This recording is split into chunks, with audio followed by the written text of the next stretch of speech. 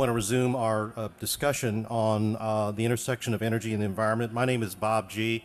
I'm Vice Chair for the Washington, D.C. region for the Committee of 100 and a former Assistant Secretary of Energy, which is, I suspect, is why Maya asked me to play this role as a segue between our energy panel and our environment panel. And I think that some of the thoughts that were shared by the energy panel were quite instructive in identifying some of the challenges that China will continue to have for the foreseeable future in grappling with dynamic economic growth, but also trying to do it in a way which is sustainable and minimizes damage to the environment. And among the challenges that you heard were the fact that we have diminishing natural resources with escalating global demand. We have a lack of transparency in the Chinese system for decision making, lack of a market system, market structure. I'm struck by some of the observations that were made by some of our panels, particularly the concerns raised over the fact that they continue to subsidize gasoline, which is contributing to the escalation of automobile use and gasoline consumption. And folks don't really understand just what this means. It means that when you control the price of gasoline in China, in any event, a lot of gasoline actually winds up on the black market where they sell it overseas because they can fetch a higher price, which only aggravates the shortage, which causes the government to produce more gasoline and continue to subsidize it. So it's kind of a vicious cycle. Another observation that was made by one of the speakers was the potential for clean coal technology, and the biggest challenge for China, like as it is for the United States, is to commercialize advanced technology in a fashion which can be done as rapidly as possible. Ordinarily, it would take several years. And I noticed that Secretary Paulson, during his lunch address today, mentioned what's called the FutureGen project, which is a collaboration between multiple power companies and coal companies and foreign governments to develop an advanced clean coal power plant here in the United States. And two of the biggest partners in that project are China Wanning Power Company, as well as the Chinese government. And that is, the Chinese government is actually putting money into a plant that's actually going to be developed in the United States to develop clean coal technology and sequestration technology. So there are areas that we could potentially cooperate, or that we already are cooperating on, but I think, as most of us would agree, there need to be a whole lot more. And I think China, unfortunately, because of its rapid economic growth, really has few options for the near term.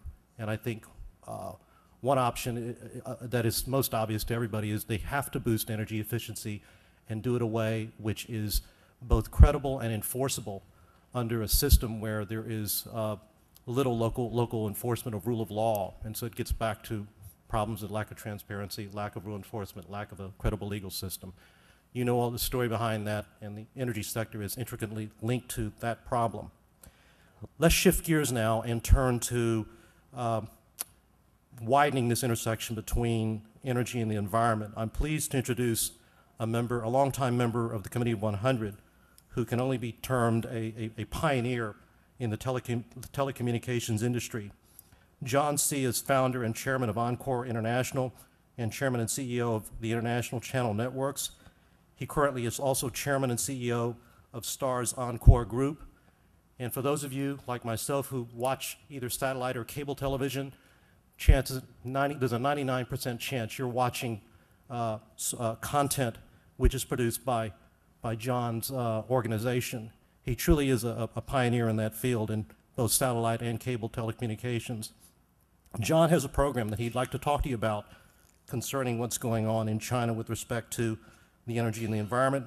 John has established the Institute for Sino-American International Dialogue at the University of Denver, which provides the platform for high-level dialogue on the issues of energy, water, and the environment.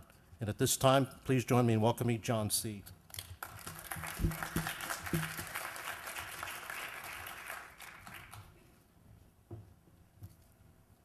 Good afternoon. So my programming background makes me eminently qualified to talk about energy and water and the environment.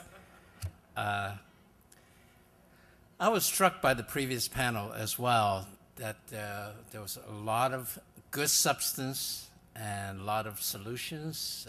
Some of them are quite innovative. But I think it's missing one, I think, very important point.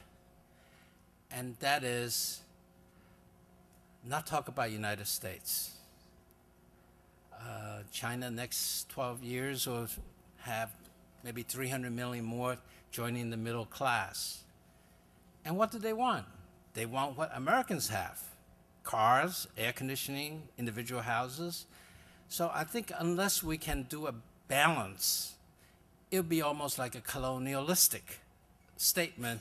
Don't do what I do, but, don't do what I do, but do what I say. And I think we really need to look at, and that's sort of my impression when I listen to the first panel. Well, the United States represents 4.7% of the world's population, and yet we consume more than 20% of all of the energy resources, and the demand is increasing. And we are really the largest emitter of greenhouse gases, CO2. Unbelievably, our buildings collectively consume 40% of all of our energies. And the designs are such that they are very polluter in terms of greenhouse gases, and they contribute to a large percentage into our atmosphere.